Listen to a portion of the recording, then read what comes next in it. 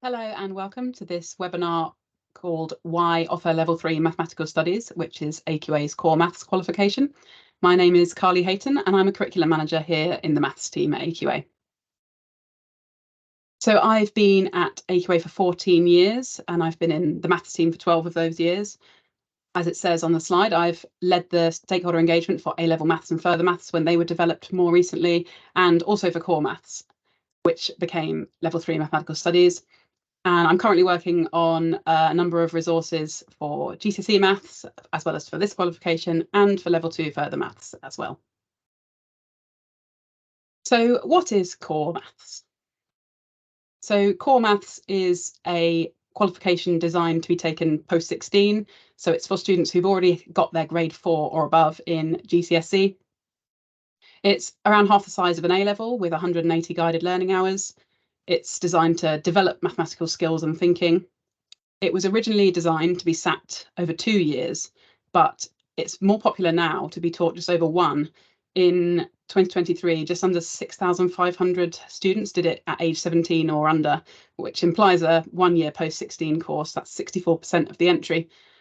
But of the other 3,700 or so students who did it at age 18, we don't actually know how many of those would have also done it as a 1-year course, let's say in the second year of their sixth form. So it is much more popular now to be doing it in just 1 year. Students are learning and applying real world math skills, and the qualification does qualify for UCAS points. Benefits of AQA's Core Maths. So as I've already said, it's flexible. It can be taught over 1 or 2 years. We have the earliest pre-release publication date across the suite of core maths qualifications with different exam boards. We release it on the 1st of March every year. Our qualification is very much about using and applying maths, with 80% of the content actually taken from the GCSE. So it's much more, the emphasis is much more on helping learners to use what they already know to explore, understand and solve problems. So it's not so much all about the new content, it's about using what they've already learnt. I've said students learn and apply real-world math skills with AQA Core Maths, and it's the perfect qualification to support learners with an interest in STEM subjects. The use of real-life scenarios will appeal to learners who prefer a less abstract approach, so when you compare that to AS or A-level maths, and who appreciate the value of everyday maths and problem-solving skills. It also supports them through their further education with useful math skills for other courses such as A-level psychology, the scientists, and geography, as well as some technical and vocational qualification. A little bit about how we developed this qualification.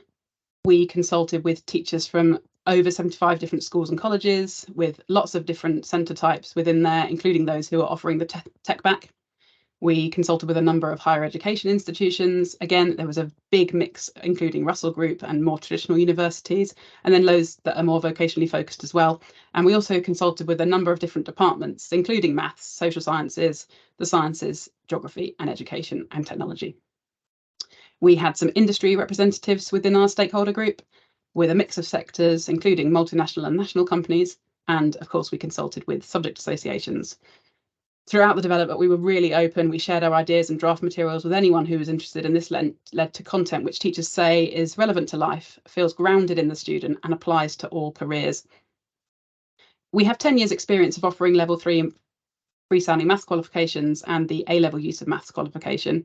The use of maths and freesounding maths qualifications weren't extended past 2016, 17, 18 when all the qualifications were changing, but we did have them for over 10 years, and the style of those qualifications is similar to core maths in the sense that it's much more set in real life, and it had the pre-release, which is a feature of the core maths qualifications. So we had quite a lot of experience in this type of question and writing this kind of assessment. So we've brought that experience forward into core maths. But it's not all about what we think. I'm just going to show you a slide with some testimonials from some teachers and some students. So I'm going to give you around 30 seconds to read those.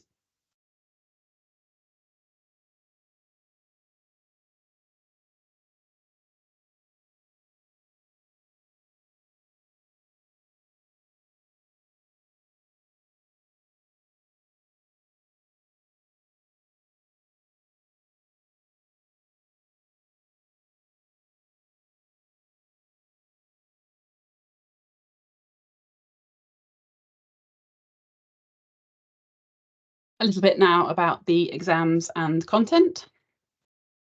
So the assessment is structured like this. There are 2 papers that are sat on different days, usually around a week apart.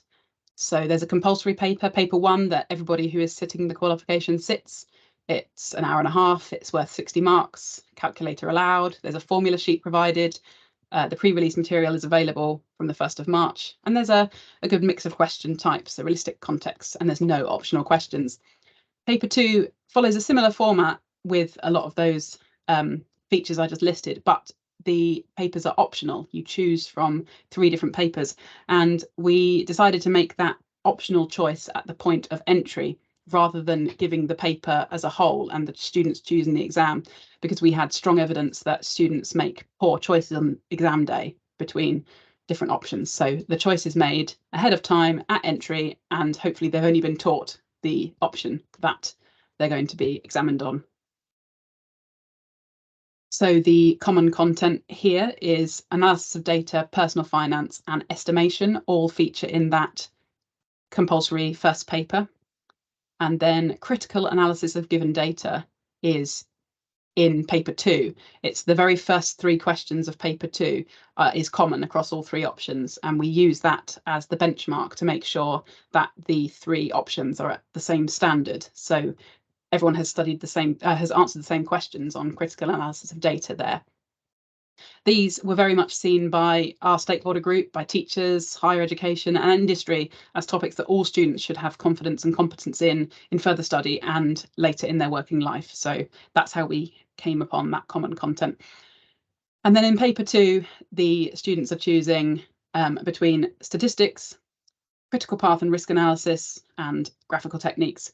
So it allows students to study most areas that are most of interest to them, that fits in with their other areas of study, including vocational courses and A-level qualifications.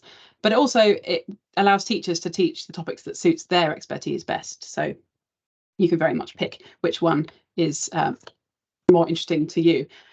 We currently have around 69% of people, 7,000 students doing the statistics option. We have around 2,300, which is 23% doing the critical path and risk analysis, and then only about 8%, 800 or so students doing the graphical techniques. Here is just a snapshot of the assessment objectives. I'm not going to go through those in detail, but I thought they were a useful slide for you to refer back to if you'd like to. Just a little bit about using the pre-release, as I know this is an unusual method of assessment in mathematics. It's not seen in that many qualifications. So the pre-release is released on the 1st of March in our centre services area of our website. So that's accessed through a password. You can ask your exams officer for help if you need to. The Advanced Maths Support Programme runs sessions for each exam board quite soon after the pre-release is published for teachers. And it's just a chance for teachers to get together who are all studying the same exam board to share ideas about what the pre-release might be telling them about what's coming up in the exam. Students may take a copy of the pre-release home and keep and annotate and do whatever they want to, but a very new, clean copy will be provided in the exam as an insert, so they can't take their copy that they've scribbled on or whatever into the exam. They will get a clean copy. It's clear from our prior experience, both through the use of maths and in core maths as well, that some students are not given the chance to be familiar with the data on the pre-release. It is getting less and less common now that we've had a number of years of the qualification, but it is quite obvious when a student hasn't seen the data before. So it is important to share it with your students and to go through it with them. It's good to use them frequently and ensure that they're familiar with anything that is new to them within the pre-release.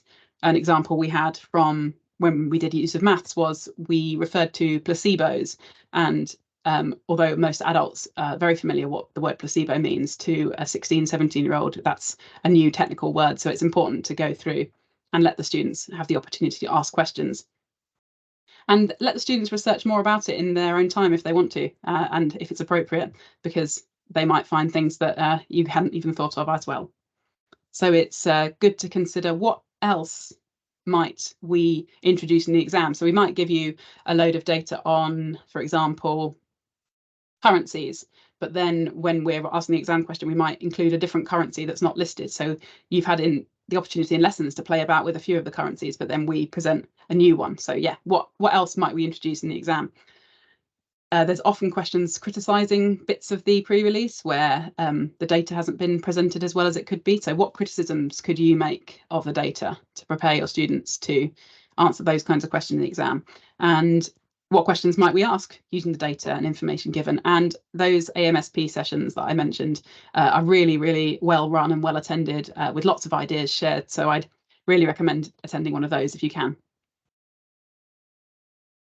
I'm just going to give you some examples now of the kind of topics we've included in the in the exams before to show how it is bringing maths to life. So there's nearly always a question surrounding income tax, national insurance and student loans, that sort of personal finance kind of side of things. And then for the other kinds of questions, we try to do things that are topical or young people will be interested in. So yeah, internet use, social media, messaging apps. Plastic waste is a big hot topic at the moment. Water usage, that's all environmental things. Wimbledon, topical in June when the exams are being sat, May, June, so that was good. Adult literacy is often a hot topic in the news, so that was a good one to explore. And then Brexit might seem like a strange thing to pull out, but in 2018, when that question paper was sat, that was a big hot topic. So hopefully those are all things that your students will find really interesting to go through in class. A little note about the resource package we've got on offer here at AQA. So our website and our maths website, which is called All About Maths, has a variety of useful resources.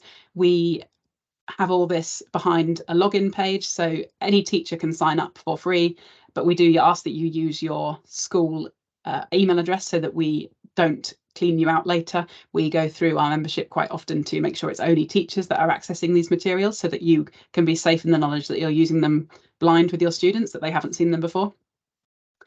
Key resources for core maths include route maps. We've got 2 route maps, one that teaches the core maths course in 1 year or in 2 years. We have a teaching guidance document. This is useful for checking topic specifics. It takes every line within the specification document that's published on our public website, and it really pulls out precisely what we mean by each statement and what's in and what's not in. So that's really useful for preparing yourself to teach it.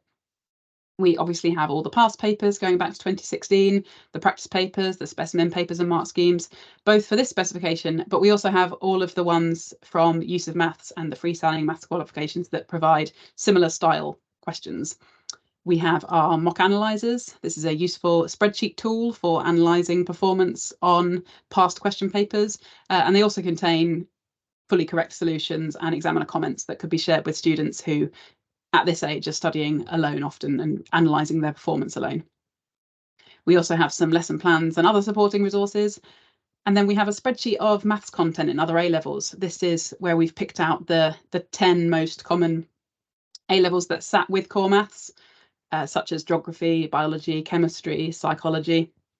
And it looks at the content in those A-levels and where that content then appears within GCSE or A-level or core maths, so that you can share that with your colleagues in other departments. And if they're studying something, let's say in geography, you can work together to come up with some examples that helps the students in both. We are getting anecdotal evidence that teachers who are able to use that effectively can see a better performance in the geography maths questions. So that's a really useful tool for you. It's also publicly available. That one page on All About Maths is actually shareable anywhere, so you can link to that from your other colleagues so that they can use it too. We also have an Exam Pro database for Level 3 mathematical studies, so you can find the link to that on our website as well. How to contact us if you've got any questions. We have a phone line and the number is there. We're open 8 until 5, Monday to Friday.